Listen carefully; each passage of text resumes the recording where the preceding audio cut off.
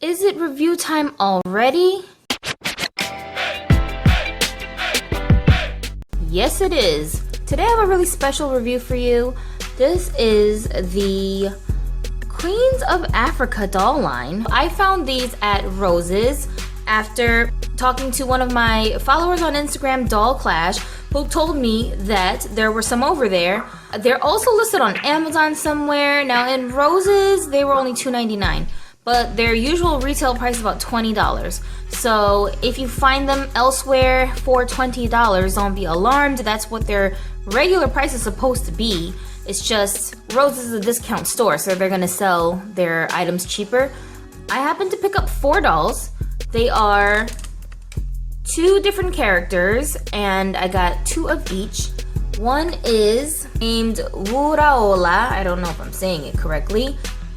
The other one is called Aziza, and there's a little picture up in the corner that is supposed to represent each character. So, their names mean, according to this, Aziza means esteemed, and she's from the Hausa tribe of northern Nigeria, and Wuraola is supposed to mean joy is golden, from the Yoruba tribe of southwestern Nigeria. And of course, each tribe has their own separate cultures and languages, so that is significant. What I really liked about these dolls, like before I even take them out, I love the representation of Africa, which is very different from Black American culture. Even though people like to call us African Americans, it's like, what part of Africa? You know how big Africa is? And right here on the back, it talks a little bit about Africa, and it says that there are 3,000 distinct ethnic groups in Africa, about 2,000 languages spoken on the continent, and it has the most genetically diverse group of people on the planet. And it says that Africa consists of about 54 countries. So that's a lot of countries on one continent. Yeah, you really got to think about that. Yeah, that's pretty significant that there are 54 countries there, because when we here in America run into people who are from Africa, we tend to group them all in together as if they are all the same, and they're really not. They're very, very, very different. The way they dress, the way they speak, their cultures, very different groups of people that are coexisting on this continent, and I think that's pretty interesting. So there are some things about Africans that unite them, but there are also a lot of differences between Africans, and that's something I think we should all consider when we are learning about true African culture. It's not just one thing that applies to everyone. So these dolls are significant in that they're supposed to be representing Nigerian girls specifically. The person who created this line, their name is creation of Taofik Okoya for Fico Solutions Limited. So that is the person who made the doll, and I think the brand is called Fico Solutions, and these dolls are pretty prominent in Nigeria and different parts of Africa at this point, but they've just recently surfaced in the US. So we're gonna open these guys up and take a look at them. Okay, I decided I'm gonna remove these 2 first, because the other 2 are very similar, and so it's like they share similar features. For example, these 2 Wuraola dolls, they have on the same style dress, but one has a different print than the other one does, and it looks like it's the same kind of dress. Both of them are wearing the same, and they have the same accessories for the most part. So they're just different colors.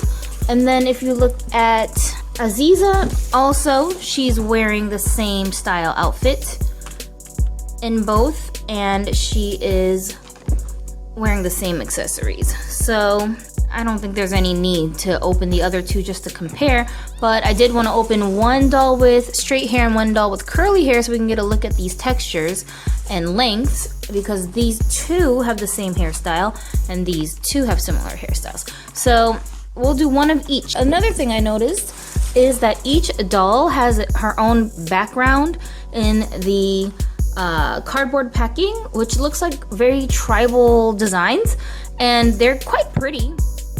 I wonder if maybe some of that paper can be used for crafting, maybe picture frames or something like that you could make out of them. So that's kind of cool, and I do like this cartoon of this woman.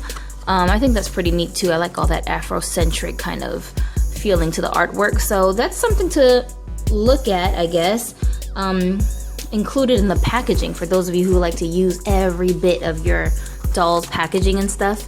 But this little Queens of Africa certificate is included. It's like a little booklet, and we have information here about your character and about Africa, and books that you can purchase that are themed based on these characters. So this is interesting. Also, a little dog comes in the package. It's got a bow on its head and a pink collar, and it doesn't have any joints, but it is squishy. And then she's got a pink brush. All of the dolls come with these same accessories and a purse.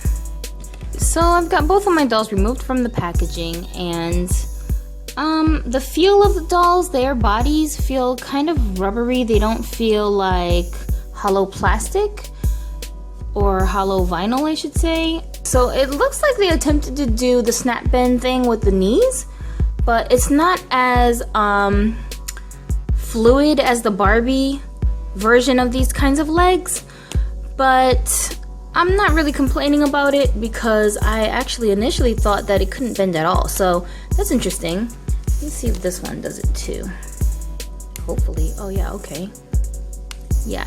So that's interesting. Okay, so it does have a snap bend knee, and so that's why the legs feel more rubbery than the top. The fabrics of the outfit are very, very colorful, and I think that these colors represent the fabrics of this part of Africa that they're supposed to be coming from. It's like, you know, tribal stuff.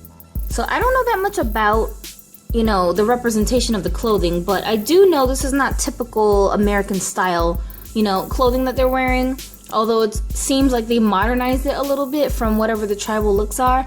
And at first I thought that she had on a one piece, but I see Velcro on the top and the bottom here. That's two separate pieces. So this is interesting because I would be excited to try wearing these outfits as separate pieces with mix matching it with some of my other clothing in my doll wardrobe. So I'm kind of excited about that. And her shoes are high heels, and they have butterflies on the back. These are purple, iridescent. And the other doll here is wearing the same kind of shoes, but hers are like a blue teal kind of color. So that's interesting.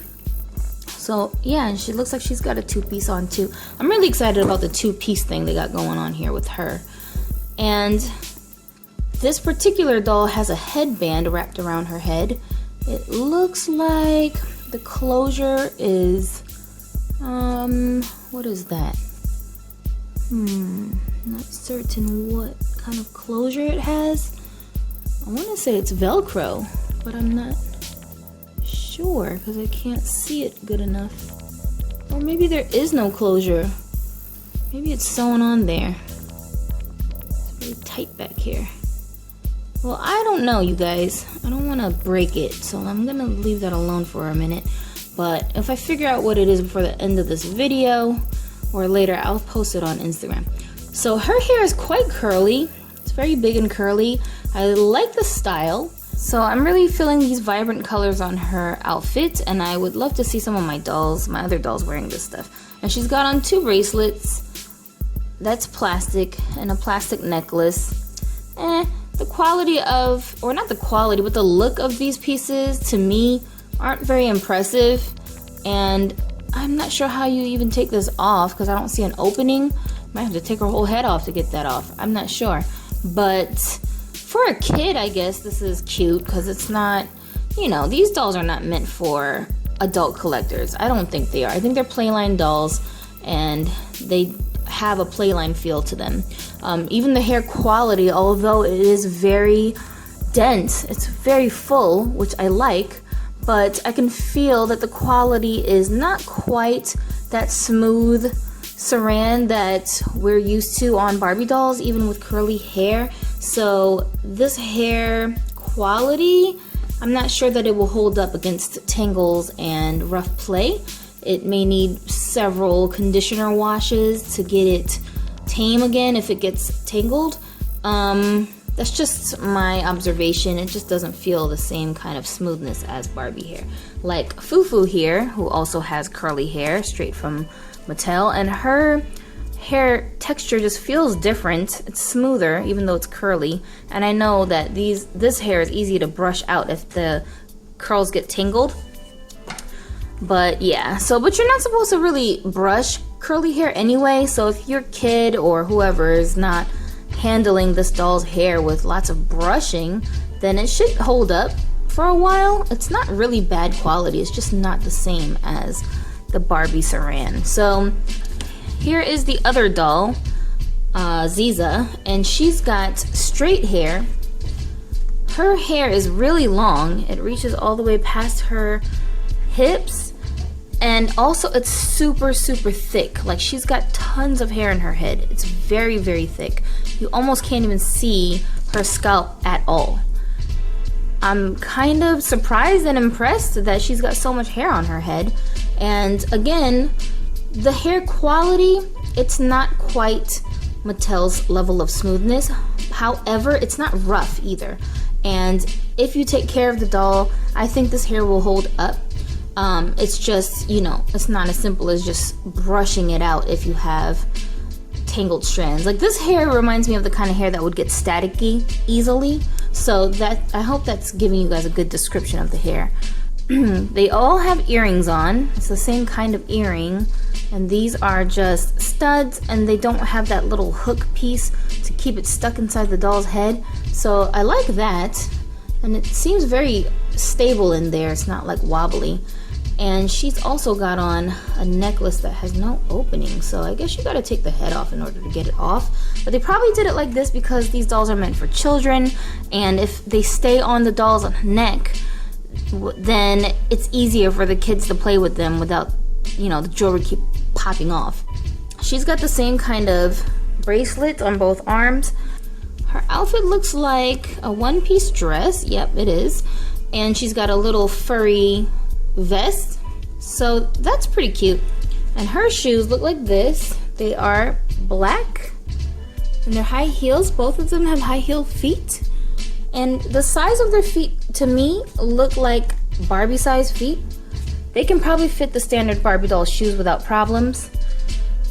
Clearly we have two different skin tones going on. This one's a little darker, and as for a comparison, I just wanted to show her next to Fufu, who I think, so Fufu has the musician body here, and I think she could get away with being rebodied onto one of these. See how similar the colors are? Yeah. So I would definitely go with a musician Barbie body for this head, assuming it's even removable. I mean, it's removable, but how easy is it removable? I don't know. So her face feels like it's soft vinyl. And removing the dress, I see that it's strapless, and the size looks real similar to a Barbie size body, so I think it will fit on a Barbie. Let's just try while we have it here. I don't know if their chest size is the same. Let's see. Oh, it fits perfectly. Wow, that looks really nice. It does fit on a Barbie body, so that is very nice. So you could definitely interchange these clothes with your other dolls in your fashion doll collection. And here's how the bodies look. Very similar to a Barbie's body in dimensions. The chest, not sure if that chest is similar, but it looks very close. It's like a clone of a Barbie's body, I think. She does have molded underwear, but she also has actual underwear, so that's interesting. The other doll does too. And here's how her legs look. I think her legs are surprisingly skinnier than I would have guessed they'd be, because there's like a big gap between the legs. I feel like a Barbie's body has a more full, you know, thigh. That's the difference. But otherwise, it looks like the dimensions of the body is real similar. Really, really similar. Very little difference other than that, how the thighs look. But I don't know if that's because they needed to be able to bend those knees, they made it that way. I'm not sure why. But there is kind of a gap there. Her legs are pretty skinny. Look at that. So I'm not sure if I'm a fan of the way the legs are structured, but I mean, it's not to the point where it's unbearable. As far as her head, let me see if I can take it off. Okay, when I took off the head, it just snapped off. This is the peg right here. And this peg it doesn't move. So her head is, I don't know if it's supposed to be pivotal. Let's see. No, it's not. It can move side to side, but it cannot move up and down or like tilt. So yeah, normally when these pegs don't move on the bodies, you can't pivot the heads. So for those of you who want these dolls for the head molds, absolutely, I would recommend you rebodying them. And thankfully, I can try it on this doll's head. All right, so I have Aziza on a musician Barbie body, and her head and this skin tone matches perfectly. I don't see a difference, I really don't. And the other thing is though, her head is a little bit wobbly on this. So I would probably suggest you doing the rubber band method to tighten up the joint a little bit and then pop her head on, and that should keep it from being wobbly. But I'm impressed that the skin tone matches so well. Let me try with her too. I put Wodaola on another Barbie doll donor body that I have laying around, and this is the same complexion as Made to Move yellow top.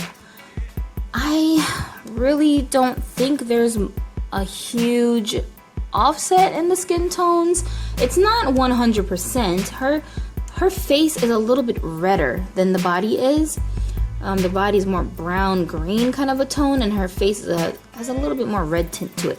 But in pictures and even to the naked eye, it doesn't really look like a huge difference to me. So she can absolutely get away with this skin tone for a new body, and she'll have much more articulation if you do what I did. But of course you can keep her just the way she is if you just want her for a play doll for your kids, and there's absolutely nothing wrong with doing it that way. But back to their original bodies, their hands are very small and very plasticky. And also, let me take this thing off. Something weird happened when I was trying to undress her. Like, this arm just popped right out of the socket. You see how right here, there's an opening here between the socket and this joint? It just popped off of there. So you can pop it back on easily, but that might get kind of, you know, you might want to be careful with that. If kids are playing with it and they're roughhousing with the dolls, you might have a lot of arm popping off situations. See, like that. It just snaps off, and that could be pretty inconvenient or even easily broken if you're not careful. So, okay. So yeah, you just put this hook in here and you can pop it right back in there. So it's not alarming. It's not like anything crazy that can't be fixed.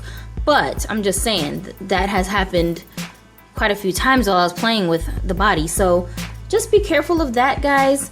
And from what I can tell, she should be able to fit into a Barbie's regular size clothing just fine. So you can change the clothes with Sparkle Girls outfits, Barbie outfits, and whatever you can get your hands on in your doll collection right now.